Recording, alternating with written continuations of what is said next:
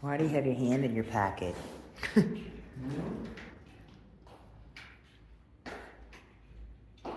not always like this. Sometimes it's worse and sometimes better. Mm-hmm.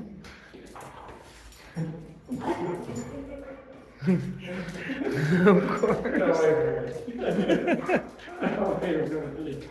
Do one more twirl. Oh my God.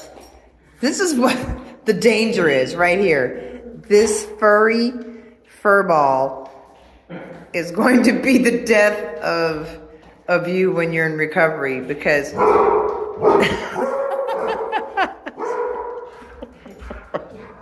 because oh no, oh my gosh, oh my gosh. So it is the day before my scheduled hip replacement, and I'm waiting for I guess it's the hospital is going to call me sometime today to let me know when I should show up. I've been watching YouTubes about hip replacements. Most of them are hip replacements in the US. And I've been a little bit surprised at, in comparison, some of the differences here in France versus the US. And I think it might be differences also in the system that I'm in. My doctor, my general practitioner here, referred me to a surgeon who works in I guess it's the sort of the private sector part of healthcare.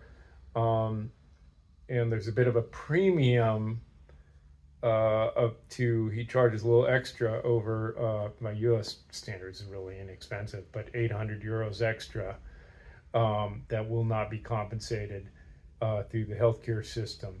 And then I'll be admitted into the surgery will take place in a private hospital. It's not a for-profit hospital, it's run by a non-profit, but it's a private hospital.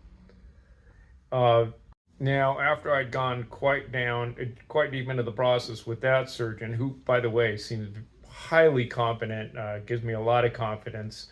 One of my neighbors here in the building who works at the public hospitals suggested or advised that the public hospital here was better, and they tended to keep the patients longer, and that the private one tends to kind of rush the patients home after just a night or two at the hospital. So anyway, and then he referred me to a doctor in the public hospital or surgeon in the public hospital, and I had an appointment with him as well as kind of a second opinion type of thing. And he also seemed extremely competent. I don't know, there was just something about these two doctors. They just really seemed to know their stuff. And but at that point, I'd already had a surgery scheduled, and the one in the public would have set me back a few months, and I was not in the mood for waiting for the hip replacement. That process, that doctor and that hospital, I would not have had to pay any extra amount. And also, they seemed a little bit more, quite frankly, a little more formal. One of the things that's surprised me, I think I said that at the beginning of this, was how casual my surgeon was. For example, everybody, both French people and these YouTubes talk about the importance of having physical therapy, and my surgeon just blew that off and said, "Nah, if you want it, I'll prescribe it, but a lot of these physical therapies he said give you." What happened here? I think I might have pushed the wrong button. Anyway, continuing, he said that he didn't like some of these physical therapists because they prescribed exercise that actually aggravated recovering hip. And he said, "Dad, just make sure you walk a lot and take the stairs." Okay, we'll see how that goes. Anyway, so that was kind of surprised me. There's been other things that just seemed a little casual in terms of the preparation. And in comparison, the public hospital was much more like what I'm watching on the YouTube. They for example, would have had me going to a physical therapist 2 months on twice a week for 2 months prior to the surgery, just to make sure that the muscles are fit enough and optimized for the surgery and the recovery. So also the support materials they gave me there were much more extensive than I've gotten. So I don't know, both these surgeons had just like incredible resumes and do nothing but hips and knees. So I am not I'm not stressing about the more casual what do we call it? The more casual just approach to the surgery in this private hospital with the surgeon. And another difference has been, a difference between the U.S. and here is both surgeons I talked to. Well, first of all, let me say, all the videos I've seen of the surgery performed in the U.S., the surgeons use a fluoroscope or fluoroscopy, which is similar to a CT scan. It's kind of a live X-ray that continues to beam the X-ray into your, it's like a movie. They get to watch your bones while they're performing the operation. And they all these American surgeons just love that. They says it allows them a lot more accuracy and so forth. Personally, I was not real happy with that. I'm already on a kind of a leukemia watch list, trying to keep my numbers below. And so, not real fond of the idea of just getting a big dose of X-ray radiation, or what do we call it? Ionizing radiation, I think they call it. And, I've already gone through the standard X-rays. So I brought that up to both surgeons here, and they said, no, we don't do that. Why? And their attitude was like, why would you? They said, hip replacements are quite simple. The surgeon in the public hospital said, look, maybe for a knee, which is much more knee replacement is much more complicated. I might use that but it was apparent that they would use it if they felt they needed it. And that also made me feel like these guys, they are really familiar with doing the surgery and don't feel like they need this crutch. And so that made me very happy and confident in the surgeons.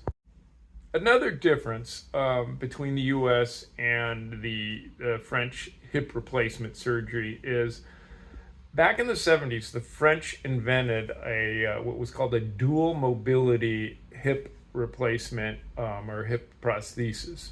And it greatly reduced one of the big hazards in recovering or after hip replacement surgery is the prosthesis dislocates, the ball dislocates from the cup, and so the dual mobility replacement is kind of like a joint within a joint, and increases the range of motion and greatly reduces the chances of a dislocation happening. And the French have, like I said, the French have been doing that since the 70s. It wasn't really accepted in the U.S. I guess it did have a little, early problems with the design, and I think there was basically it wore down quicker, perhaps, or left some fragments, and that has been largely resolved. So I think it's starting to be used more in the U.S. Still kind of an exception rather than a rule, whereas both of these surgeons recommended dual mobility. The benefits, in addition to reducing dislocation, it gives you greater range of motion. I like that idea. So anyway, not sure why they both recommended it. I did emphasize that I both was a surfer and a skier. And so that's initially the surgeon that I'm going with did not say he was going to do that, and then on I chickened out of the first surgery. so he postponed it. Thought I'd give some YouTubes on self-healing and natural healing a chance, and it didn't work. So on the second visit with his doctor, then he went for the dual mobility recommendation. So that's what they're going to put in, and yeah. So anyway, that's one of the differences I've noticed between the U.S. hip replacement and the French hip replacement, or one of the additional ones, I should say. Another much more minor difference between U.S. and France is the crutches. In France and for U.S., we're used to those underarm crutches, right? And I have yet to see, in the 6 years here, I have not seen those underarm crutches. Everybody has these crutches that, well, what better way to do this than to show you? So here's the crutch that's popular in France. Up top there, you see there's a handle that your hand goes around, and then that part above it kind of fits behind your, just below your elbow. And as it was explained to me, well, for one, you don't get a sore underarms, but also it's supposedly safer, and you're not as likely to do a faceplant if you trip with the crutch or something. I've also seen in videos everybody gets assigned a walker in the U.S. There's been no discussion of walkers. I don't think there will be. Also a toilet seat raiser. I had to actually ask for that. My doctor didn't seem to think it was necessary unless I had an exceptionally low toilet. Anyway, but he did go ahead and prescribe it upon my request. And I guess I'll probably be requesting some other prescriptions. Most of the focus has been on showing up to the hospital thoroughly disinfected. So making sure that I sleep on well, first of all, I take a shower the night before with a special soap that they've prescribed for me, as well as this antibiotic that they've had me put in my nose for 5 days straight. Preceding the surgery, it has something to do with some kind of streptococcus. Let me just say that in short because I can't pronounce it the long way. Some strep kind of bacteria that apparently is commonly found in the nose, and I think maybe resistant to other antibiotics once it's taken hold in more serious fashion. So that, and then I think another disinfectant shower in the morning before the surgery, having slept on clean sheets, and they're making sure that I stay away from our family pet during this final 24 hours as well.